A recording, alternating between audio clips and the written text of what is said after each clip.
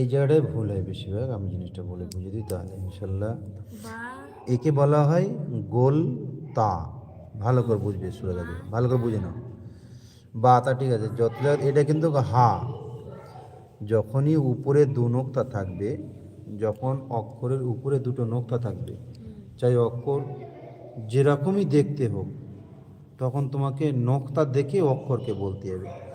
যেহেতু এখানে এটা তোমার হা, হা কিন্তু হলেও কিন্তু উপরে উপরে দুটো নোক্তা আছে, হা তোমার বাদ দিয়ে তা এর রূপান্তরিত হবে, কিন্তু তা পড়তে হবে। বুঝেছে কি বলেছি? ধরো তোমার ওখানে তাই আছে, হাই আছে, কিন্তু হার উপরে দুটো নোক্তা আছে, মানে হার পর দুটো নক্তে থাকলে সেটা তা হয়ে তা যাবে। হয়ে যাবে। মানে হা দেখতে হলে ওটা আসলে হা না। তা, হুম, বুঝে আসছে? হার মতো দেখতে। হ্যাঁ, হার মতন দেখতে, কিন্তু উপরে দুটো নোক্তা থাকার কারণে ওটা তা হয়ে গেছে। ওটা কিন্তু হাই। ভালো করে বুঝে, কে বলা হয় গোল হা। বুঝে এসছে? হ্যাঁ, এবার এই উপরে যখনই নোক্তা এসে গেছে, তখন এটা আবার তা হয়ে গেছে। তা হয়ে গেছে। এটা মনে রাখবে, কেমন? বা পড়ো।